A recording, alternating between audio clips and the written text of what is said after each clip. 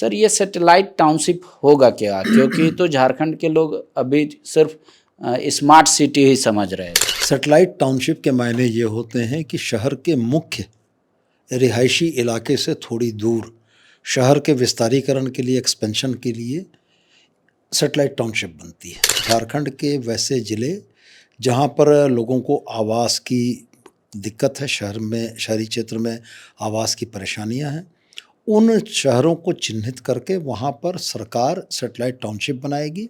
इस satellite township में एक टाउनशिप की सारी खूबियाँ होंगी, चाहे वो सड़कों की चौड़ाई की बात करें, स्ट्रीट लाइट की बात करें, सीवेज ड्रेनेज की बात करें, कम्युनिटी सेंटर्स की बात करें, पार्क की बात करें, ये तमाम चीज़ों से सुसज्जित एक आवासीय परिसर सरकार इन 5 जिलों में मुहैया कराना चाहती है।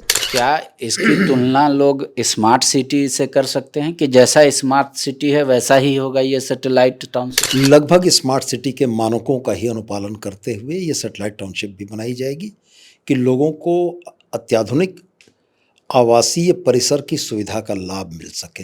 विषय झारखंड में सबसे महत्वपूर्ण ये है कि 500 एकड़ भूमि एक चंक में हमें मिल जाए।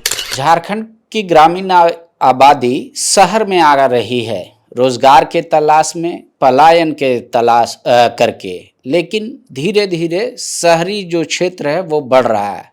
एक अनुमान है कि 2030 तक 40-41% झारखंड की आबादी शहर में निवास करेगी, लेकिन आर्थिक रूप से उतना सबल नहीं होते हैं और वो यहाँ मकान, आवास उनको नहीं बना पाते। सरकार ने वैसे लगभग 6.5 लाख से भी अधिक लोगों के लिए व्यवस्था किया है। झारखंड में 4-5 जिलों को चिन्हित किया गया है और वहाँ पे उनको बाकायदा बहुत अच्छी व्यवस्था करके सैटेलाइट टाउनशिप बसाकर दिया जाएगा। हमारे साथ सुदीप सोनू जी हैं, मंत्री हैं नगर विकास आवास विभाग के, वो बताएंगे सर ये सैटेलाइट टाउनशिप होगा क्या? क्योंकि तो झारखंड के लोग अभी सिर्फ स्मार्ट सिटी ही समझ रहे थे, अब ये नया शब्द आ गया।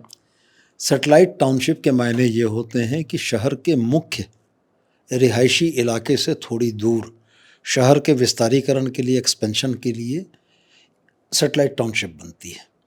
हम लोगों का भी यही प्रयास है कि झारखंड के वैसे ज़िले जहाँ पर लोगों को आवास की दिक्कत है, शहरी क्षेत्र में आवास की परेशानियाँ हैं, उन शहरों को चिन्हित करके वहाँ पर सरकार सैटेलाइट टाउनशिप बनाएगी।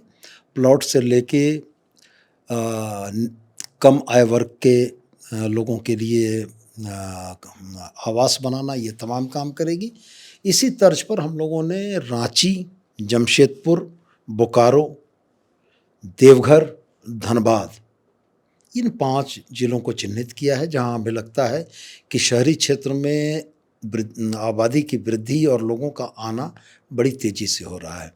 तो इन 5 जगहों पर बड़ा चंक लेने का प्रयास है सरकार का कि 500 एकड़ का प्लॉट मिले और उसमें एक सैटेलाइट टाउनशिप विकसित की जाए। इस सैटेलाइट टाउनशिप में एक टाउनशिप की सारी खूबियाँ होंगी, चाहे वो सड़कों की चौड़ाई की बात करें, स्ट्रीट लाइट की बात करें, सीवेज ड्रेनेज की बात करें, कम्युनिटी सेंटर्स की बात करें, पार्क की बात करें, ये तमाम चीज़ों से सुसज्जित एक आवासीय परिसर सरकार इन 5 जिलों में मुहैया कराना चाहती है, जिस दिशा में ज़मीन को चिन्हित करने का प्रयास हम लोगों ने शुरू कर दिया है।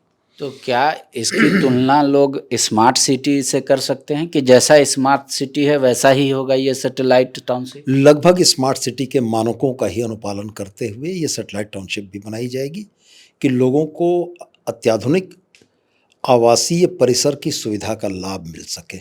और ज़मीन की उपलब्धता एक बड़ी चुनौती है, लेकिन हम लोगों के सतत प्रयास से हम लोग इस बात के लिए लगातार प्रयासरत रहेंगे कि ज़मीन हमें उपलब्ध अगर हो जाती है तो सरकार उसको बेहतर तरीके से विकसित कर देगी। तो सरकार इसमें लगभग एक टाउनशिप में कितना खर्च करने का अभी अनुमान रखी है कि हम इतना तक खर्च करेंगे, उससे ज़्यादा नहीं करेंगे, या फिर अभी कोई वैसा लिमिट नहीं? नहीं, देखिए, सामान्य तौर पर होता ये है कि जब किसी एरिया को विकसित किया जाता है तो उसके विकसित करने का मूल्य वह एरिया खुद चुका देता है।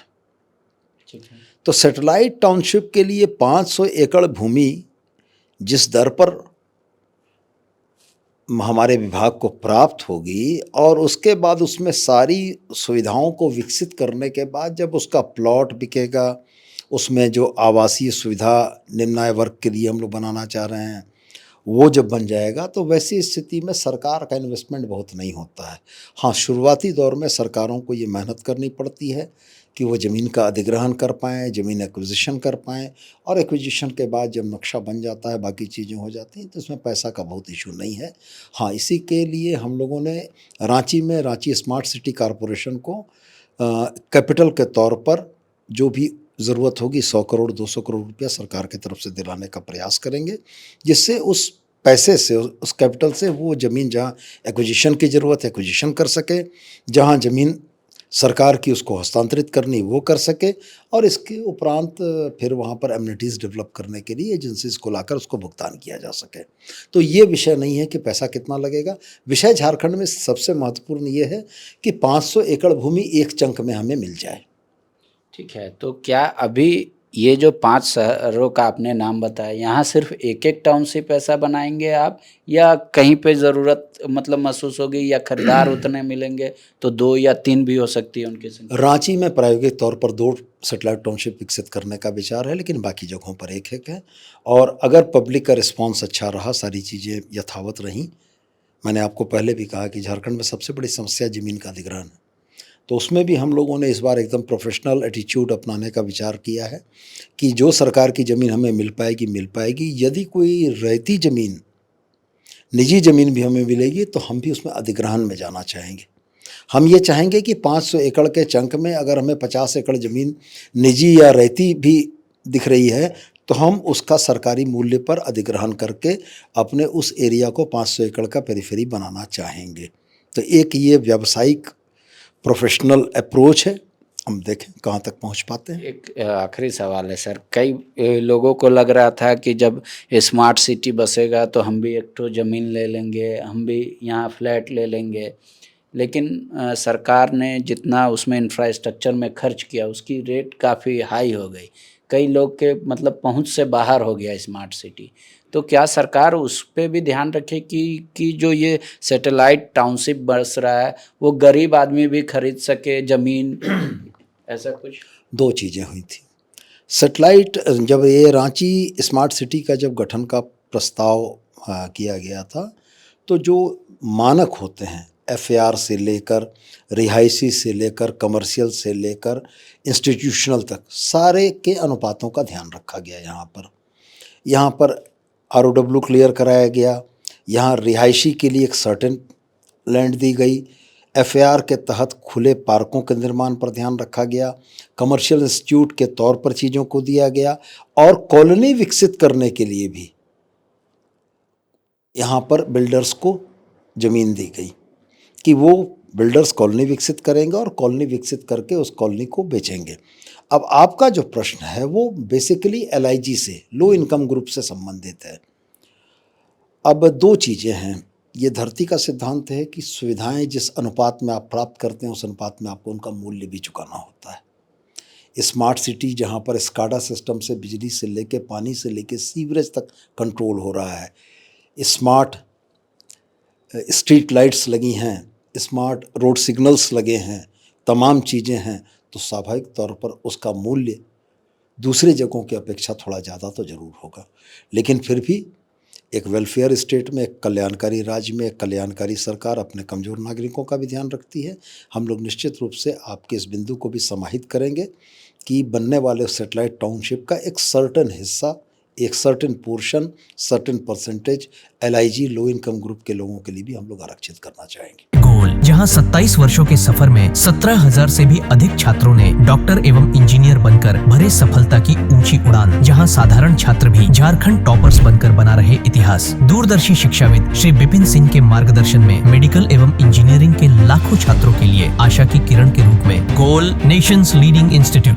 बायोम सिर्फ मेडिकल प्रिपरेशन का संस्थान। बायोम से लगातार दूसरी बार नीट UG में 700 मार्क्स पार। 10th पास स्टूडेंट्स के लिए फाउंडेशन कोर्स, 11th पास स्टूडेंट्स के लिए फ्रेशर कोर्स और 12th पास स्टूडेंट्स के लिए टारगेट कोर्स 17 अप्रैल से शुरू हो रहे हैं। कॉल 7360066190 और visit Biome, circular road near women's college and Hinoo, Ranchi. The follow-up.in. Like, share, and subscribe. www.thefollowup.in